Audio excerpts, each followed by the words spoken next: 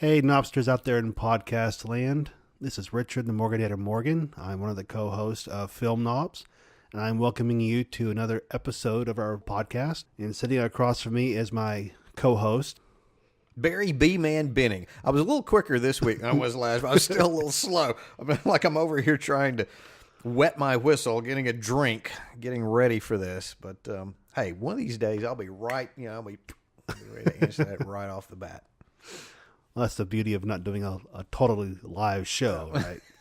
Right. We can creatively edit from time to time. Not that we do very much. No. By the way, this is our 20th episode, so kudos to us. Well, congratulations, Morganator. We made it this far. We made it this far. Like I said, at one point I thought that I had read like over half of the podcasts that are started don't make it past episode 8. And then of those that survive through episode 8, half of those, again, don't make it to episode 16. So now that we made it to 20, well, it shows, I guess, either we're very committed or we should be committed. I'm not for sure which one of those two should apply. Maybe both. And we thank our committed audience members out there who have followed us since the beginning, and to the newcomers who will be committed followers. Right. For those of you who will be committed, perhaps in both ways, yes, thank you as well. So do we have any entertainment movie news of note? Well, the one that stands out to me, I guess, is I saw the other day there was a video clip from, I can't remember exactly where they shot it at, but Keanu Reeves and Alex Winter announced that, yes, there will be a third Bill and Ted's Adventure, which will be released sometime in 2020, I believe. So the Wild Stallions ride again.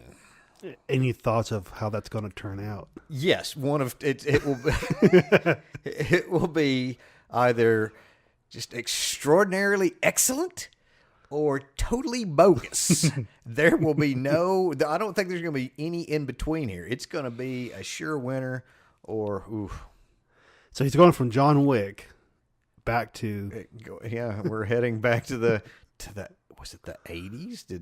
Was the first Bill and Ted the late 80s? I believe it may have been. Wow.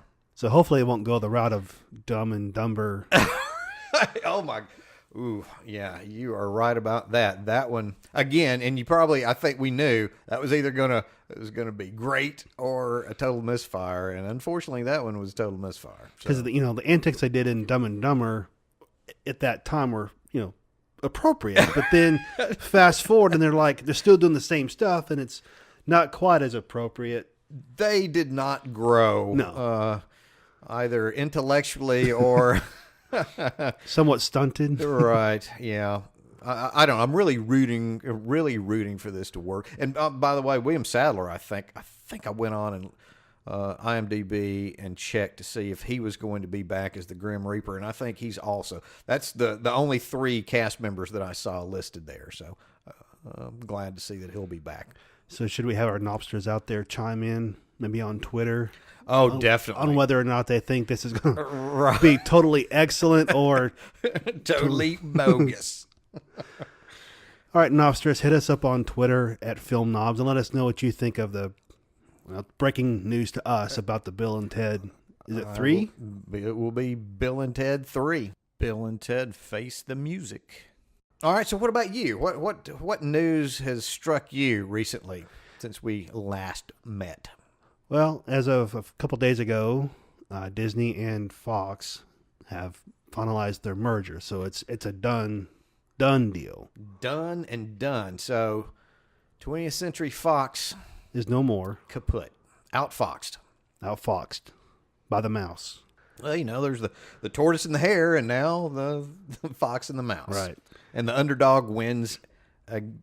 Well, you really can't say this mouse is any kind of underdog at all. Mm-mm.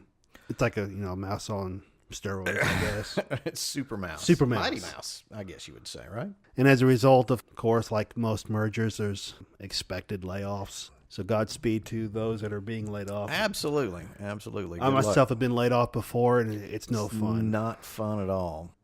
So, on to happier topics. What are we going to talk about today? What is our main subject today? Well, Captain Marvel is continuing to break records at the box office. Yes, indeed. Despite, at least before the movie was released, a very concerted effort by, it seems like a good number of trolls to try to stop that very thing from happening. Didn't work out very well. Which isn't the first time. No, that's correct. It's not the first time. Are you thinking about what we were talking about earlier, Ghostbusters, perhaps? Or were you thinking about something else? Well, that and Wonder Woman. Right, I don't, for some reason, I don't know why. Maybe I was checked out a little bit more before Wonder Woman. I don't remember as much of an effort. Was there? There was some, not as much as the Ghostbusters movie, which I finally got a chance to watch, and yes, and it was not a good movie. No, it's not. No, it's not. But I gave it the Film Knob try, and I tried to hang in there, and I just could not make it past the first act. that was it, huh? Yeah. Well, and the thing about that, to me personally, about Ghostbusters, is it didn't have the quality or lack thereof of Ghostbusters. Didn't have anything to do with the fact that there were women performers taking the place of Right. what had been. The problem with that movie was the writing and the directing. And even Bill Murray had a cameo, but not as Dr. Peter Venkman. Right. So, It was just, it was lame all the way around, pretty much. well, what isn't lame is the idea of having a female lead in an action movie. Not at all. Wait a minute. This gives me an idea. You mean, Shall it be today's topic? why not? Let's talk about that. That sounds like a good topic to me. So female heroic leads or movie heroines. There we go. So, yeah, as a matter of fact, we could do, since it is a good time, Captain Marvel out right now, doing great, like we said. And then here in a few weeks, we've got Shazam coming out, right? Another, with male. Why don't we'll do women this week, the women division of the action heroes, and then we can do the male division. I like that. All right. So, how do we want to start this off? Do we need a little history of? Do we want to go back? Absolutely. Okay. Well, here's what I know, and it's not. I'll be honest. I'm setting myself up here a little bit. I think when we think about female action leads, most people don't go back very far. They don't think back very far, Right, Right. Probably back to, I think most people probably think of, like I did when I was young. To me, when I saw Sigourney Weaver, and not so much Alien, but, more so in Aliens, it was like, wait a minute. Oh, a woman, a female lead, playing a role that normally is set aside for the guy, the male. Right. That seemed like a new thing to me at the time, and it was great because she was terrific in that movie. I thought she should have won Best Actress that year. But would you agree? Is that when you kind of... I would go back to maybe Princess Leia in the Star Wars. Yeah. A little bit more action oriented for the main female not character. to the level of Ripley and Aliens, Right. but certainly in that progressive vein of she picked up the blaster and started shooting the stormtroopers. I mean, that's the first time that I had seen that done in a movie where a female actress picks up the reins, as it were, and jumps into the action fray. It's like, wait a minute, shouldn't the guy be like, pushing her to the back behind? Stay behind me, I'll protect you, right? Yeah. I mean, she was a princess after all, so A kick-ass princess, though. It's just turns true. out. It's just true. Turns out you didn't want to mess with Princess Leia. So yeah, I think that's a very good example.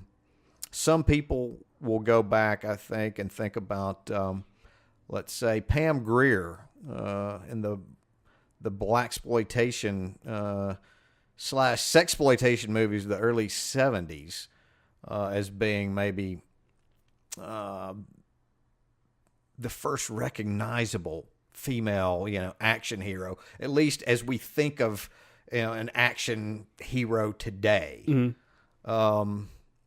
But there are even earlier examples, some of which I was unfamiliar. I actually did a little bit of studying here recently about this subject. And, I came across an article. It was an article by Jake Henson, and I found it on Tor.com. And he talked about, what he said was, what he considered the first female action heroes. And he mentioned several names all the way back in the silent era. And back in the very early, we're talking about, the teens, the early teens. Turns out that there were several female leads of these serials that were very action-packed. And I had never, to be honest, and it makes me kind of angry because I feel like I'm supposed to know these things, right? But he was talking about someone named Mary Fuller. He said, at least according to him, was maybe the first kind of action hero. And the serial was 1912, What Happened to Mary was the name of it. And it was released by, this is how far back it was released by the Edison Studios. Oh, wow. Okay. As in Thomas Edison. Right. And it was about a young woman who, has a series of adventures in New York City. And, they were, again, according to this article, very popular at the time. She may have been actually one of the top stars, of the day at this time. And then so it was fiction at this point, right? Not just the non-fiction of like the capturing the trains going by and the the crowds and the cinema. These are fictional. These are serials. Okay. They're it's dramatic narrative. Okay. Then after that success, there was Helen Holmes, who showed up in the Hazards of Helen. And Helen, actually, this Helen, she did all of her stunt work, or at least most of the stunt work. And we were talking about some pretty dangerous stunts. So she was the star. She did her stunts. She produced, or she co-produced with her husband, and she co-directed. And John, now again, according to this article, John Wayne supposedly said somewhere where Helen Holmes was his first real crush. There's a Helen Gibson, several others. Most of them were serials. Unfortunately, this story doesn't end very well for most of them, because none of them, made it through. I don't think, for the most part, to the talkies, which came, a little bit later. And the first one I mentioned, Mary Fuller, turns out she ended up having a series of nervous breakdowns and spent a good portion of her later years in a mental institution. She actually, I think, according to at least one video, I actually went and searched out some videos for her after I read this article, and she ended up being buried in some unmarked grave next to, a bunch of indigent people who couldn't afford to, or didn't have any families. Wow. Yeah, and a couple of the other ones I know, one died of cirrhosis of the liver, but she'd had so many injuries, during the years that I guess she got hooked on painkillers and alcohol, and not a good ending to what started as a very promising, I was like, oh, what a nice story. Never knew about it. But after that, we're talking about those serials ended, somewhere around, let's say 20, late teens, early 20s. I can't really come up with a lot of examples of what you would call a female action, heroines until maybe the 1960s with some Chinese wuxia movies. Well, what about Dorothy and the Wizard of Oz? Well, I did see, I've seen her pop up on some lists before, in these kind of discussions. She's certainly not how we consider maybe, action heroines today. Right. She didn't do, and I've seen The Wizard of Oz, I don't know how many times. I don't know how much butt kick, physical stuff. I think most of the things that Judy Garland had to worry about weren't, dealing with things in the storyline, right? It was more her action was having to deal with the producers and directors of the film itself. They kept, good Lord, from, reports, they had her on all sorts of pills, maybe to keep her weight down. They taped her breast, as tightly as they could to her chest because she was, I think Garland was a little bit older and more developed than the character Dorothy, was supposed to be at that time. So, that's about that's one of the few I can think of until, like I said, and even in American films, I'm talking about in the 1960s, there were, Chinese wuxia films, or wuxia, hopefully I'm pronouncing it at least close to right. It's Wuxia, but I believe it's pronounced wuxia. But those movies were set back in ancient China, or, China of long ago. And they were about, and are still about, that's still a genre, about men and women sometimes, kind of loners who would roam the countryside and right wrongs. They lived by a code of honor, and like our cowboy movies. Exactly. Yeah, very much like that.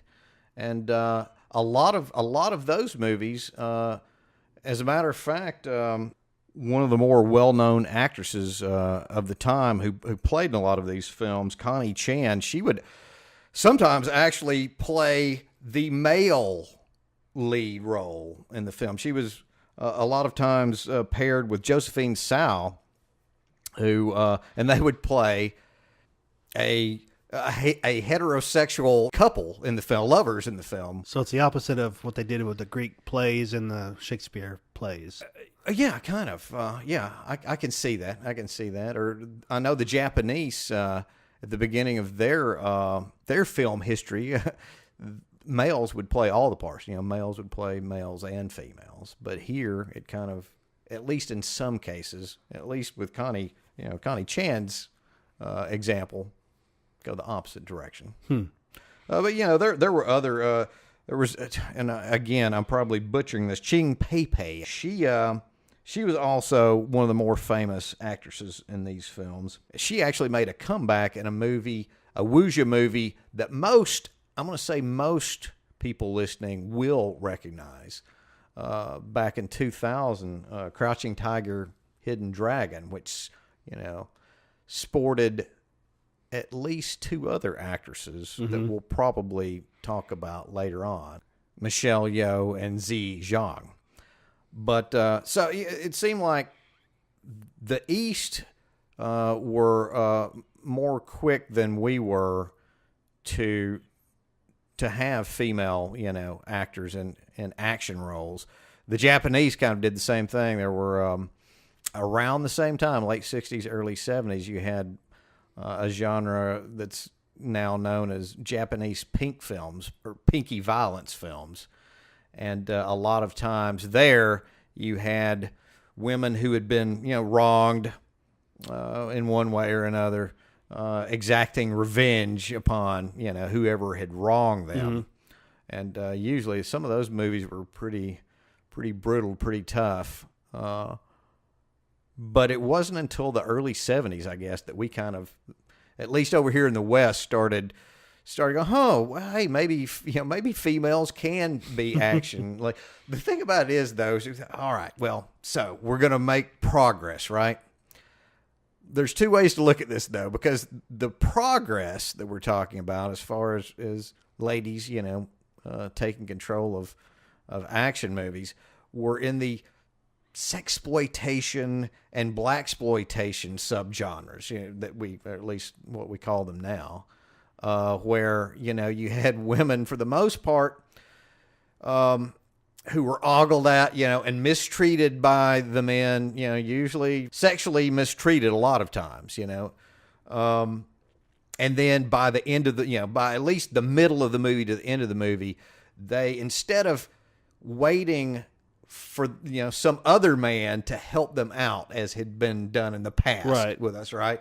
So waiting for their hero to come save them, in these cases, they just took the mantle up themselves and exacted some usually pretty horrific revenge in movies like The Big Dollhouse and The Big Bird Cage. These movies, a lot of times they were shot over in the Philippines, where you could get away with almost murder over there as far as how you could treat your actors and your stunt people and everything.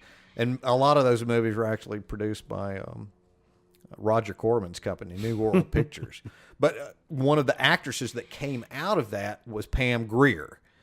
And then Pam Grier went on from the movies like that, these women in prison, jungle prisons usually, type movies. Then she went on to the blaxploitation movies like Coffee and Foxy Brown. And those are probably maybe even a little bit more familiar to a lot of people. So, yeah, I saw not Roger Corman, but I saw John Landis. Director John Landis was interviewed in this movie. It was a documentary about those sexploitation movies called Machete Maidens Unleashed.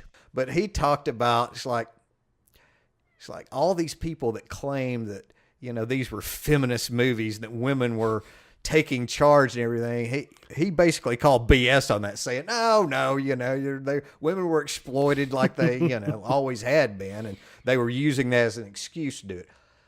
But, some of the women in the movies, they claimed at least that they felt like that they were being empowered, Right. That at least they were doing the job by the end of the movie that had usually been relegated to some other male. Which kind of echoes what we talked about in a previous podcast about Jamie Lee Curtis and what she said about Halloween and some of the other horror movies that she did, that she felt less exploited in those horror movies than some of the other movies that she was in. Yeah, I hadn't thought about it. So yeah, that's a good catch. You're absolutely right. At least that's how a lot of the actresses that were interviewed for that documentary certainly felt. They said that they felt like, of course, now in reality, all right, there's the storyline there, right? All right. They were saying they felt empowered, that they were taking charge of what happened to their characters by the end of the movie. They fought back and everything. But of course, I think everybody was being exploited, male and female, by the working conditions, because these movies were shot for, just no money at all in a repressive, they were shot in the Philippines. The weird thing about these movies were a lot of times the plots were about rebellion, not just with these women in prison, but rebellion of the poor people around, these prisons, right? Against a oppressive government regime. And at the same time, these movies are being shot in an oppressive government regime who they didn't care one way or another about what these movies were about, as long as they, were getting paid by the production companies. Actually, one of the actresses, again, that were interviewed in this movie, she claimed that her dressing room, right, in whatever movie, I can't remember which movie it was, her dressing room was actually a cave. And the cave also served double duty as the men's latrine. So, no privacy. One step forward, two steps back. I don't know.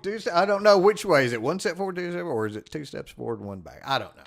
But, again, the sexploitation, blaxploitation markets, they did show females kind of taking control to some degree,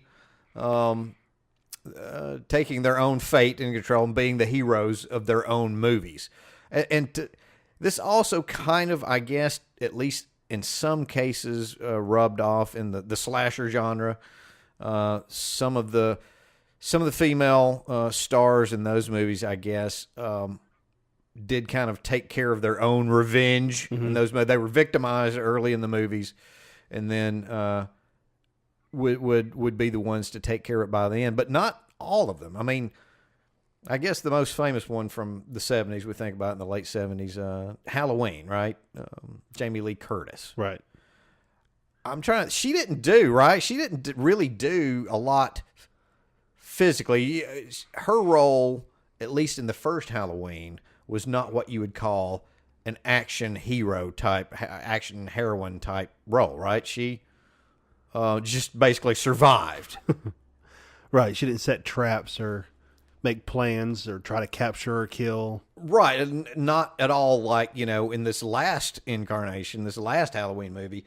Now, Jamie Lee definitely would, could be considered an action hero in that movie, right? Because she buffed up and, kicked some butt. Plenty of guns and plenty of had a plan. She did have a plan in that movie, and like you said, a lot of traps. So Laurie, did come a long way, baby, I guess, from from the first movie. And that was the late 70s. Halloween was 78, I believe. And the previous year, again, like you mentioned earlier, we kind of had maybe, like you mentioned with Dorothy, kind of a crossover role, right? With Carrie Fisher, right, in Star Wars in 77. Transition.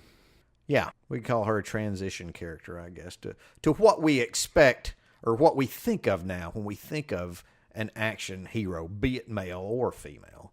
She was the transition, maybe, into the first character, again, like I said, that I remember thinking about as just an action hero, which is Ripley from Alien. All right, so we have Star Wars in 77 and the Alien in 79. Well, I came across a list on Box Office Mojo after researching for Captain Marvel to see how Captain Marvel was doing at the box office. Right. And if you scroll down on Box Office Mojo, one of the categories they have Captain Marvel listed under is action heroine. Right. Okay. And I clicked on action heroine. It was a link, a hyperlink, and it brought up a list of action heroine movies from the 1980s to present.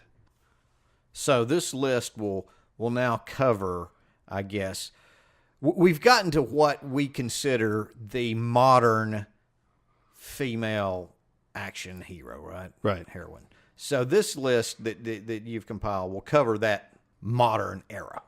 Okay, so their list ranked the movies by domestic gross, but it didn't account for inflation. Well, you said domestic, not worldwide. Right, Okay. right.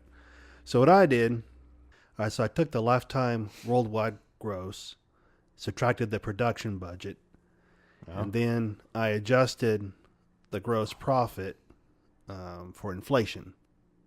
Now, I did not take into account the P&A cost. Prints and advertising. So sometime later on we could modify the list even further. Right. So I've got a list here of roughly the top 80 movies that are under action heroine movies. That's from 19. Well, they probably now is Alien on that list. Yes. All right. So that'll be I'm going to assume that's the first movie. It's 79, but yeah, is that the first? I believe so. Okay. Star Wars, not the Star. Are any of the Star Wars movies? Yeah. The Force Awakens and The Last Jedi. Oh, so they don't have. They don't have. Well, 79, they at least should have The Empire Strikes Back, right? Right. Princess Leia? There might be a rationale behind the way they compiled this list. It says action heroine, so the way I interpret the list, and I guess it's a slippery slope, right, is that it's the lead character, not just the lead actress in a movie. If she's she's got to be. Oh, you think there's going to be the lead? We'll see we'll see if their logic holds up on that. Because certainly, I think Princess Leia should be. I agree. That being said, though, I think most people do kind of, they look at Ripley, the character Ripley, as being the, how do you say, the godmother. Right. Of that, she's the genesis of the modern action hero as far as females go. So why do you think, why is Ripley, why is the character Ripley looked at in such a, in such a light? Well, she's a strong woman, a strong presence. I mean, physically. Yeah, well, Sigourney's not. Yeah, she's not a short. Yeah, she's a pretty, or could be looked at as a, physically imposing person. And she has a commanding role. Was it second in command? I think? She was right. She was Dallas's. It was Commander Dallas, right? Mm-hmm. Tom Skerritt's part. Mm-hmm. No, so she has a lot of authority, power on the vessel. All right. She takes charge. There we go. She takes charge when Dallas. Well, she ends up having to take charge. And another thing is, that part was originally, written for a man, right? Written for a male. According to the 3 or 4 There's several. stories we've looked read at several stories, and they all kind of seem to have some changes in the ones as to who decided, to change this for from a male to a female role, and why it was changed. But anyway, at least from what I can tell, at least at one point, the role was written with a male mainly in mind, and that wasn't working out casting wise. So, whoever it was, I've seen Warren Beatty. Well, perhaps Warren Beatty had suggested Sigourney Weaver. There's several other, kind of strange stories at the house. Yeah, so Ridley Scott didn't take credit for the decision change, right? In another, hold on though, and I saw in at least one article I read where he did say why he changed it to a woman. I don't. As these stories go, they have a tendency to morph.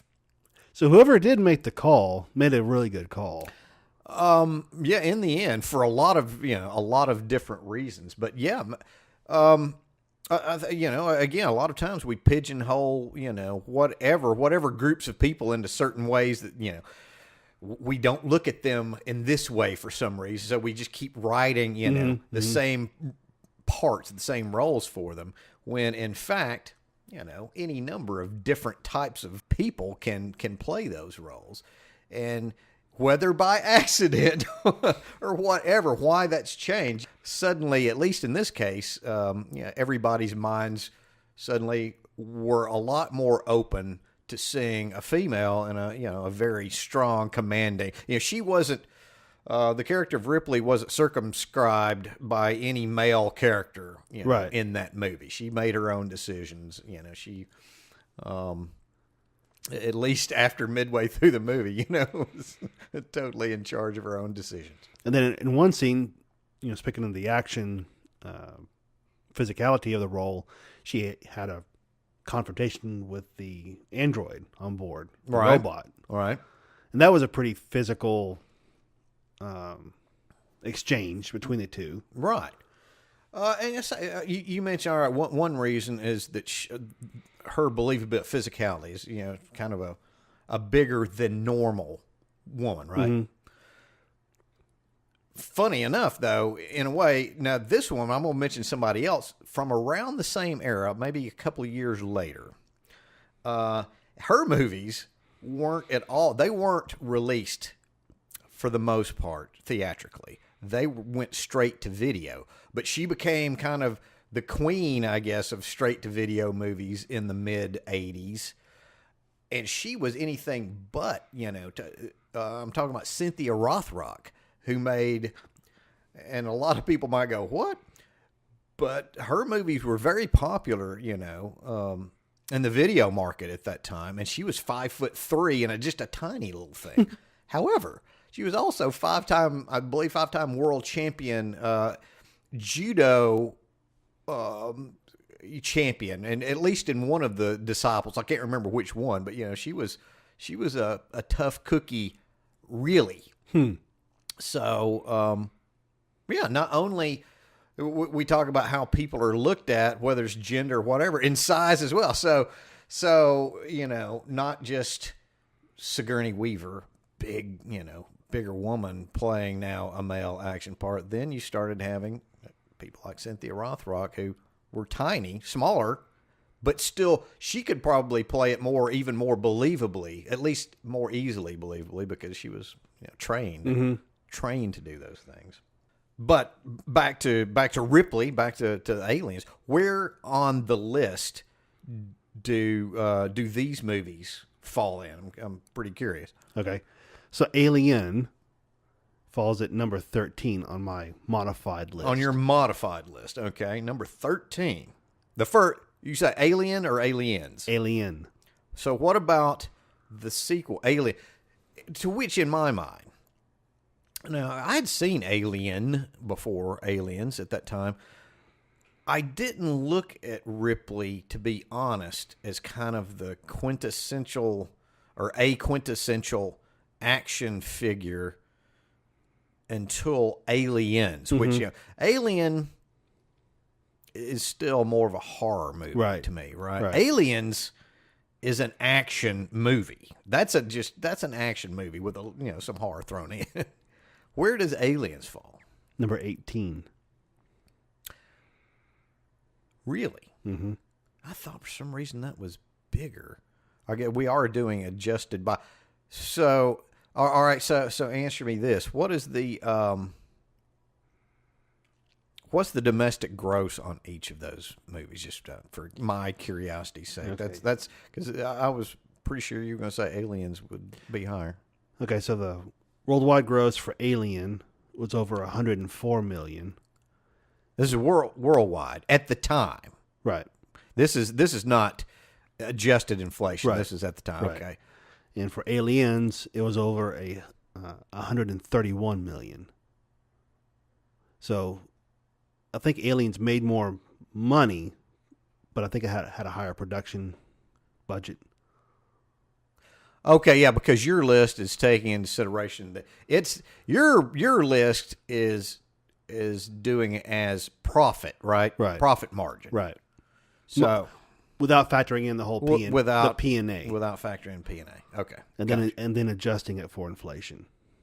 Gotcha. All right. So again, 13 and 18. What about the other two? What about Alien 3? Okay. The detestable, in my opinion. Sorry, fans of it, the detestable Alien 3 and the slightly less detestable Alien Resurrection. I feel the same way. Alien 3 clocks in at number 30 on the list. And how many are there total on your list? Roughly 80. 80, okay. Take. So then Alien Resurrection, let me find it. Clocks in at 34. Okay. So mid-pack. Yeah. Mid-pack. Okay.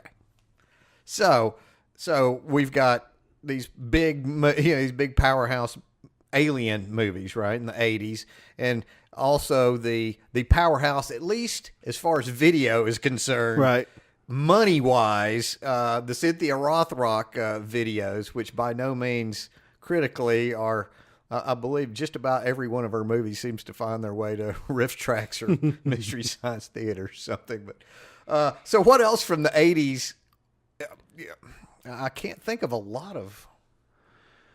Well, There's three. There's three on the list. Yeah. 3 that did not fare so well. All right, so we got Sheena. Sheena with Tanya Roberts, right? I think in 1984. Yeah. Supergirl, 1984. Red Sonja in 1985. Yikes! All right, all three of those came in the red, like deep red. Oh my goodness, deep red Sonja, huh? Yeah, those weren't very good movies. So is that why, I wonder, You would think, all right, hey, Hollywood emulates things that work, right? Except that at least money-wise. Right. And the Aliens movies worked. They made money. But these others did not. Is that why there weren't more made at that time? Well, like Supergirl, you would think it'd be a natural progression from Superman with Christopher Reeve. Yeah, but by that time, what year did you say that was? 84. But all right, so the original Superman was 78, and then I want to say the sequel was about 80 or 81, and then you get to 3 and 4, which are miserable. Maybe they So they kind of played that out. was just played out maybe by then. So then by 86, Aliens. Rebound. Right, Alien, right, right. So those came before Aliens. But there's nothing else after 86 then on that list, correct? Correct. Well, so what's the next? So let's jump into the 90s then. What have you got in the early 90s? Okay, so Thelma and Louise come crashing in 1991. Wait a minute. Hold on. Okay.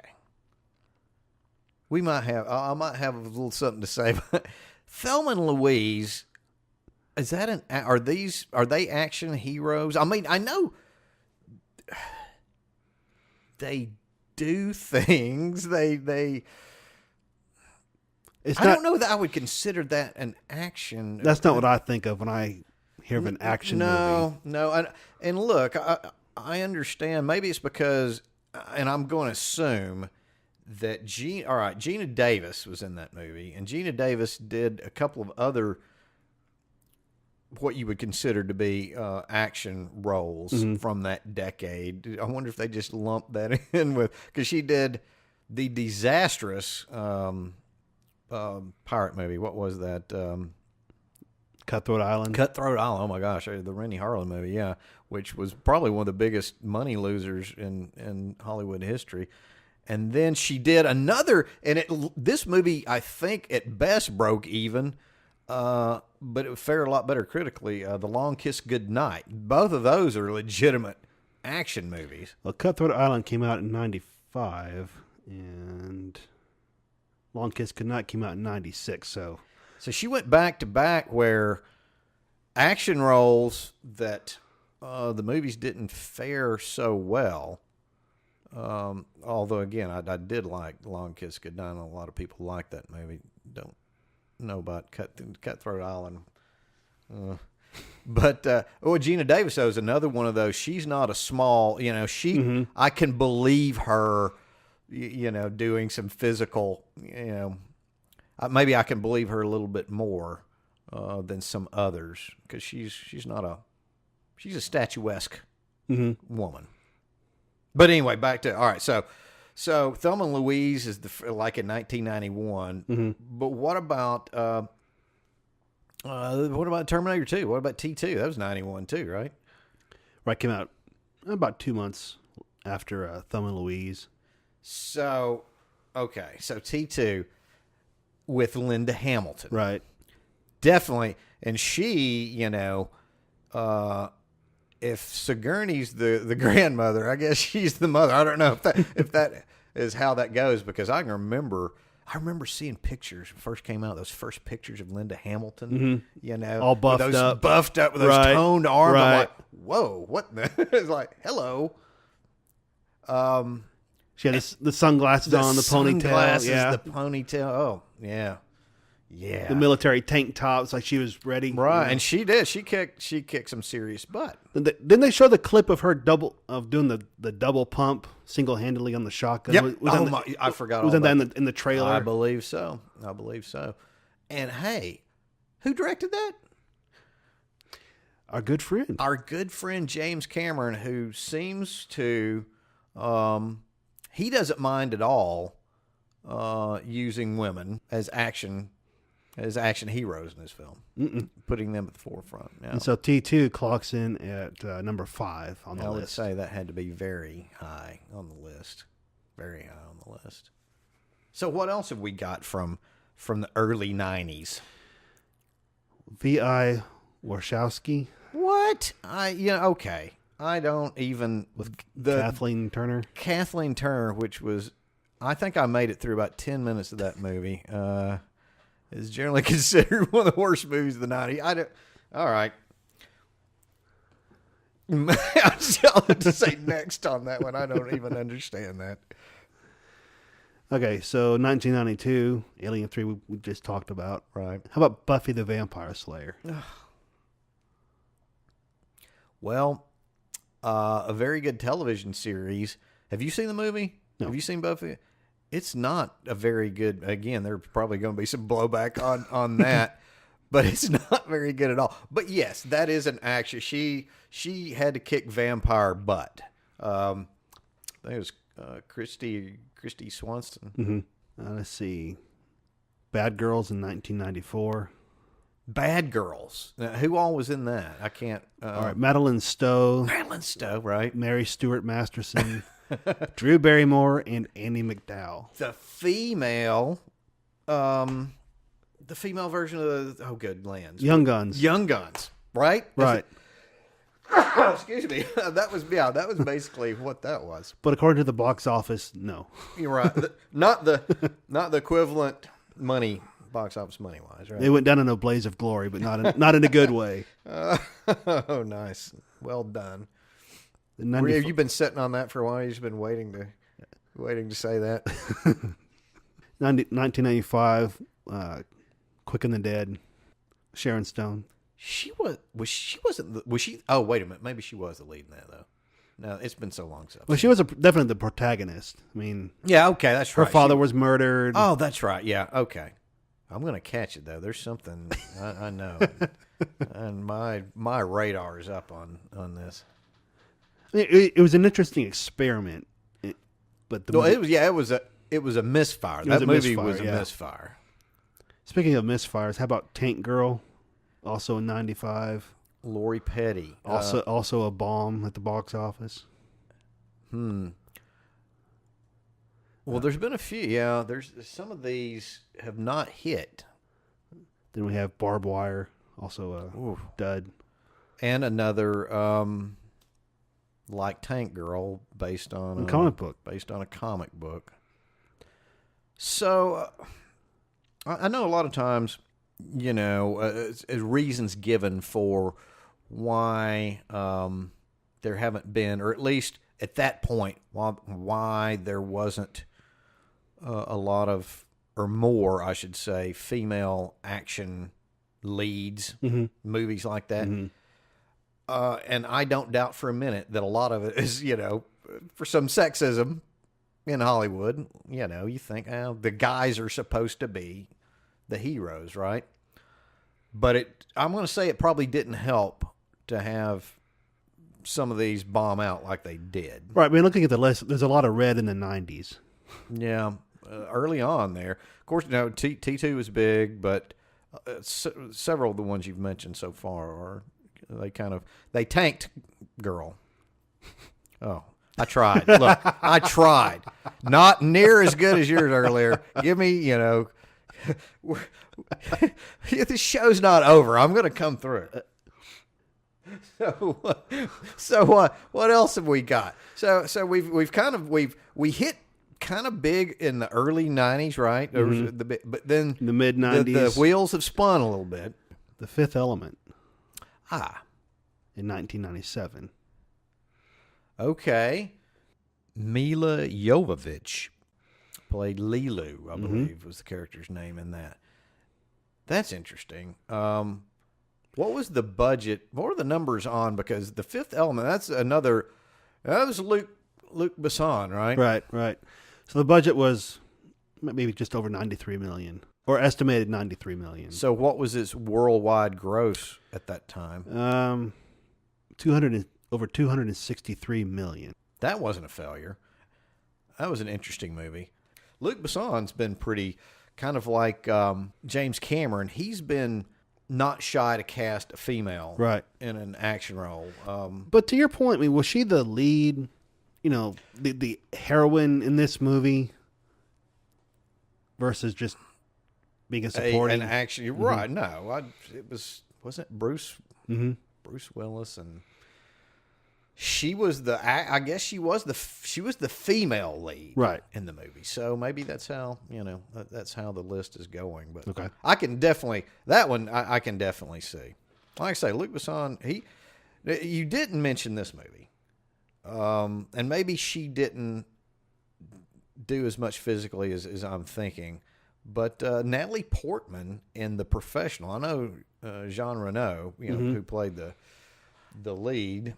Also a Luc Besson. Right, that's what I'm saying. He also, I want to say later on, as a matter of fact, I mean, he, in one of his movies, he cast Mila once again as Joan of Arc in The Messenger, right? So, which kind of set the stage, I guess, for her continuing on in the Resident Evil movies as a action heroine. Right. Good point. Yeah. And she made, how many of those have there been? Good lands, 5 or 6 at least, I guess. And while those haven't exactly been critical darlings, they've made money. You make 6. They're even the last one. Even the last, I didn't bother. I think I made it through the first 4 maybe. And I was like, okay, I'm done. Which even though the last one was supposed to be the last one, they left it open as a... Of course. Well, look, she can still... I don't know how old she is. Mila's another one that's convincing. I believe her, when I watch these movies. I go, all right, I think she can do all the things that, that we're seeing here.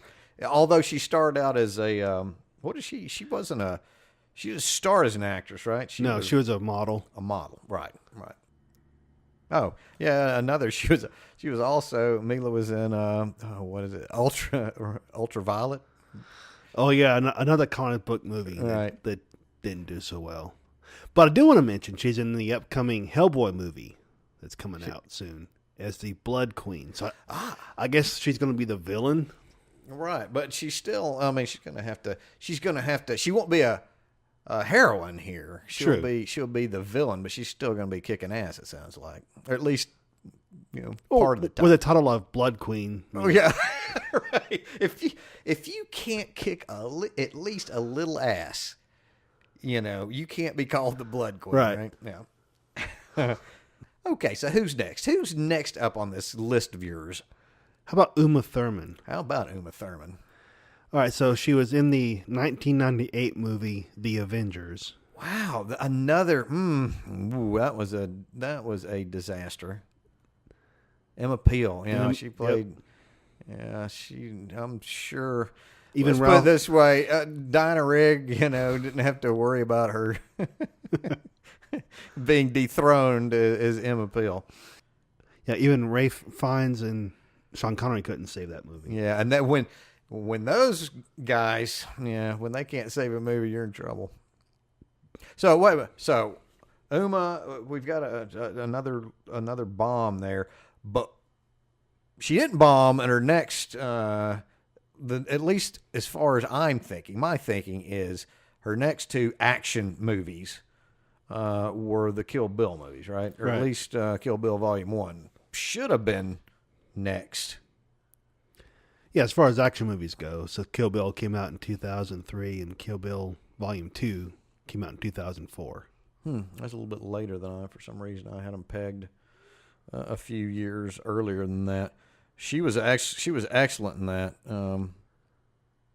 That movie also had some kick butt female villains, and you had Lucy Liu and Daryl Hannah and Vivica A. Fox. Vivica A. Fox, and then I can't remember her name, but the actress who played the one in the schoolgirl outfit. Right. Just absolutely laid waste to everything that she came across. She was pretty good. Mm-hmm. What else? What else you got? What else you got on your list? How about Angelina Jolie? Well, how about Angelina Jolie? All right, so we have Lara Croft Tomb Raider. That made $1 or $2. Where's that at? Where's that out on your original list there? Do you know where that Number ranked? 19. Number 19. Yeah, that made I know that was pretty successful. The second one made a couple of bucks, but I think if memory serves me right, the budget on that was quite a bit more, so it ended up losing money, I think. But Angelina, another one of those women who just seemed to physically, fit the bill as far as I believe. Right. I believe you as, an action heroine. Which was based on a video game. So it's one of the few video game movies that actually made some money. That's actually worked. Yeah, well, yeah. I guess that's arguably it worked financially. Mm-hmm. I don't know. There's definitely some question, I guess, as to whether it worked critically or not. But so, all right, and Angelina became. So she had a run, if memory serves me right, a run of action movies where she kind of, you thought of her like in the early 2000s, mid 2000s, as someone like a Bruce Willis, or another male actor who at least people were used to having, you thought of them as action stars. Right. That's what they were. Right. And while a lot of these actresses we've mentioned, I don't know if we actually kind of thought of her. They had their series, right? Mm-hmm. They had a series of things, but she did different projects too, where you still go, oh, well, she's now an action star. It's like she's arrived on the action scene. And on the action scene, right? What else? What else did she come out with around that era? Okay, so we have Salt, Wanted, and Mr. and Mrs. Smith. Yeah, and Salt, by the way, Salt, I think, kind of like Ripley. I think Salt was originally written for a male. That part was originally written for a male, but they decided to go with Angelina. And I was just looking, so I couldn't help. So I said, Angelina, I had no problem. It just seems like, I had to check myself on this. Angelina is 5'6.5". She's not as tall as I thought she was. For some reason, she looks bigger on screen. She does. Well, so they say the camera adds 10 pounds. Well, it seems to add 10 inches as well on your height because, or they're very creative. It's kind of like with Tom Cruise. Tom Cruise is about 5'5", something like that, 5'6". They usually photograph him at an angle where it kind of adds to his height. It's like the movie 300 when they, tricked out the guy that plays Xerxes. Oh, yeah. Made him considerably taller than Gerard Butler. Right. All right, so Angelina, it's definitely one of the bigger names on that. Who else around that era? Kate Beckinsale. Kate. Underworld. Yeah, it's kind of like Mila. As far as she found a horror franchise that she could kick butt and collect a few stacks of bills to go along with it. Right. I saw were they going to make another one? I know that she said that she was done with that. She was done. Well, that it was played out. She'd been there and done that. So they made Blood War, which was she in that? Yeah. Yeah. Okay. You can tell my interest in that series has waned considerably over the years. I saw it and it felt like the last, Alien Resurrection, right? For Sigourney Weaver, it's like, okay, they give me money, I'll do it. I'll do it. I'm going to show up. I'll take my paycheck. I'm out. That's it, though. I'm done. Give me my money. Then we have two series, I guess, for YA, young adults. So we have Hunger Games and Divergent. Oh yeah, well, Hunger Games certainly. I mean, those were huge, and that helped catapult Jennifer Lawrence to superstar status for sure. What was it, Katniss Everdeen, right? Yes. Okay, here's a spoiler alert, or not a spoiler alert, but self-admission alert. I have only seen the first. I've only seen the first Hunger Games. And it's not like I enjoyed the movie. I just never. No, same here. I've only seen the first one. What? So what was it? Did you like it? I mean, I certainly didn't dislike it. I liked it, but probably not as much as everybody else liked it. I don't know. I only also saw the first Divergent movie. Well, you beat me by one. You beat me by one in that one. And what did you think of what? Well, I'm going to assume you was the same way. It's like, well, okay, but I can't. But I'm not going to go along for parts 2 and 3. I haven't read the novels, so I had no idea what was going on. It just okay were you like invited to go to this movie, or did you yourself go, I'm going to go see this, rent this, whatever, or did someone else go, hey, Morganator, let's watch this? I was on pay cable, HBO or something. You were bored, and I think I'll watch. Maybe Divergent's okay. Yeah. But at least the first one, I don't know how the others. Obviously, the first one did well. I guess the first 2 did well. Number wise, where do they stack up on Rick's modified list? Well, as expected, Divergent being the first one in the series did the best out of the 3, so it ranks at number 23.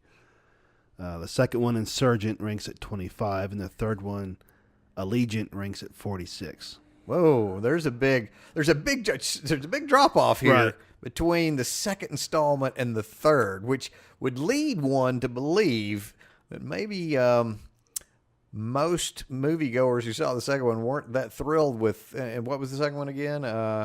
Insurgent. Insurgent. Right? And they were all 3 a year apart from each other. So Divergent came out in 2014, Insurgent in 2015, Allegiant in 2016. Well, that just doubles down the theory then. The second one, no one really cared for the second one because it's not like, oh, we've forgotten what happened. Right. It's just like it just got out of the theater. Wasn't that? Didn't I see that 2 months ago? All right, let's go check the third one out. It's not like other movies we've seen where they've waited too long to come out with a sequel and. Right. So okay. Well, how about does that same logic work with Hunger Games? Let's see how they did. Okay, so there's 4 Hunger Game movies. Right. I guess there's 3 books, but there's 4 Hunger Game movies. This is another one of those series that figured out how to squeeze more money out of the movie going public by breaking up the last chapter into 2 different movies. So the Hunger Games, the first one, comes in at number 7. Yeah, I knew that would be high. And it was released in 2012. Catching Fire ranks at number 4. Oh, the second one higher. So people liked. See, that's what people liked the first one. Right. So they go see, and then they get some of their friends, hey, come along and watch this great. Okay. Or they have repeat viewing. Right. So then the third one, Mockingjay Part 1, comes in at number 8. All high. And then Part 2 comes at number 10. Oh, well, so they're all right there. Right. Okay. Not bad. And they're all a year apart. Yeah. Well, yeah. I'm going to say the public enjoyed those as a whole more than they did the Divergent series. So the Hunger Games caught fire. It's one thing to have a good one right the first time, but now I think you're just trying to show me up. I just think you're trying to show me up. You've had 2 good ones. Mine kind of sputtered a little bit, and now it's just twisting it in, just sticking and twisting it in. What else? What else have we got from the? So now we've kind of worked our way, into the last decade or so, right? Mm-hmm. Mm-hmm. So what else you got over there? How about Charlize Theron? Yes, indeed. She's made at least a couple of pretty good action movies. She's played a couple of very good action heroines. No, she was in the Aeon Flux movie. I know you said a couple of good ones and maybe one not so good. So once we tossed that out, and that was a while back, right? 2005. 2005. Which was based on that animated series. once again, these actors that do decide to do this they need to stay away. It sounds like from the animated stuff, right? Come to think of it, well, we can bring. I guess I can bring this up a little bit later. I'm thinking of you, ScarJo, but another one of the Good animated, point. yeah. But so, what are the good ones that we're talking about here? All right, so we have Atomic Blonde, which came out in 2017, but then before that we have Mad Max Fury Road, and that's the big one. Yeah, that Mad Max Fury Road. I think that's one of the best. If we're looking to make a all-time best list of this of these action hero roles for women, I'm going to put that one in there. Well, Box Office Mojo didn't, so I don't have the numbers on Fury Road, but it should be on here. It's not on there. It's not on here. That's curious. But again, if we go by the rationale that she wasn't necessarily the lead character. But wait a minute. Haven't we said already that True. There's been several on here that weren't really the lead. And just wait a second, though. I'll argue that, okay, it's called Mad Max Fury Road. Right. She's got more screen time. And I'll argue she is the lead. I'll argue that she is the lead in that movie. But I like to argue. You know that. Okay, Charlize. Who else belongs on this list? Okay, so you just mentioned ScarJo. Yeah. So Scarlett Johansson. So she was in Lucy in 2014 and Ghost in the Shell in 2017. They've got to get that crappy based on some kind of animation movie in there, don't they? And that was Matt. It wasn't just bad reviews. She got it from all sides on that, right? Just because it's not like she didn't cast herself in the role, right? I'm pretty sure she didn't own the rights to that, right? And then cast herself, but she took heat for accepting a role that was originally written for, I guess, an Asian character. An Asian character, right? So that one just didn't pan out at all. But a couple have panned out, right? Right. So she's been portraying Black Widow in the Marvel Avenger movies. Right. Yeah, that's a lot better, I guess, a lot bigger and better part. However, I'm going to argue. Oh no, nope. You just said this list. It looked like it was the lead character. Well, to be fair, she is not the lead character in. Grant, she is part of an ensemble. But even then, my problem not with her in the movie, but I've enjoyed the Avengers movies. Don't get me wrong; they've all been very good, very entertaining. But I would say one I would point out as a weak spot is I don't think they've developed her character very well in those movies. I don't think they've given her near enough to do. Not to the extent that they've given her male counterparts in the Avengers. It seems like they have dwindled down her screen time. Yeah, well, and even the screen time that she has had, a lot of it to me is just. And to be fair to the Box Office Mojo list, they don't have Avengers on here either. Oh, they okay. I was thinking. Well, wait a minute. No, what were you? Just mentioning. You just mentioned. Okay, all right. So that's not on the list. Right. That's, okay. Right. All right. I was about to say. However, she is coming out in a standalone Black Widow movie that should be on this list, in the future. Yeah, that will. I would imagine that will be on when they revise this list. So maybe that's why. Back to your point about her not having enough character development. Maybe they're saving it for the Black Widow movie. Well, that's a great excuse. That if I were involved in those Marvel, I would use that excuse. It doesn't make it a good excuse, but hopefully they will. I mean, Scarlett Johansson is obviously popular, and the Black Widow character is obviously popular, so it'd make perfect sense to give her a solo movie. Right, and she's just a popular. I don't know very many people, at least in my circle, that just don't like. She's just a good actress. She's a solid actress. So high hopes for that one. And so in the comic realm, I know she's not the only one here recently, right? I mean, she's helped, I guess, usher in with her character, and the Avengers and the Marvel movies have helped usher in a few more female action heroes over the last few years. And I know one that's probably not on the list. She's not a lead, but we think about Evangeline Lilly as the Wasp. Well,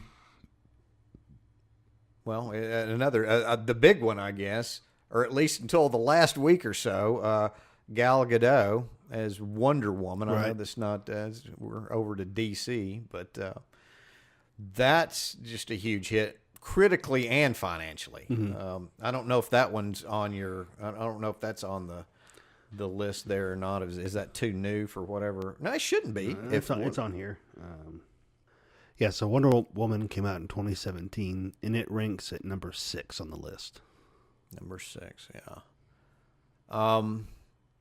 That's certainly one of my favorites. I love that movie. I think that movie works on just about every level. Well, that and leading up, we're kind of back, I guess, full circle. We're talking about these about the comic book heroines, action heroes. We're back to Captain Marvel, right?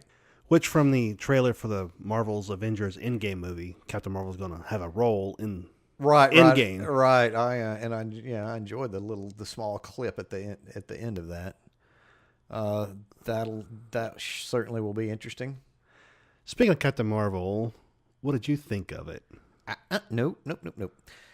I'm not going to tell you right here. I tell you what. Why don't you tune in next week to For the Love of the Frame episode that I'm going to do, where I will review Captain Marvel. And I'll also have a review for us next week as well. Ooh, double feature. So go to our YouTube page and check that out. Okay, Knobsters, what are your favorite action heroines? Did Box Office Mojo get the list right? Did they miss somebody? Hit us up on Twitter at Film Nobs. You can also check out our Facebook page, our Pinterest board, and you can listen to the podcast on iTunes, Stitcher, SoundCloud, Spotify, and Podbean. I know they missed something on that. There is no list that is comprehensive that gets everything. There's something missing there. I don't know what it is right now, but can I go ahead and write into our own? Should I do that? Should I just go ahead and hey Knobs, what's wrong with you? How could you miss this? I think I might. All right, so next week, reviews again on YouTube, and also for our next week's show, we're going to go ahead and we did Girls Division this week, right? Superheroes Girls Division this week. Next week is the Boys Division. Until then, once again, thank you very much for listening, and take care.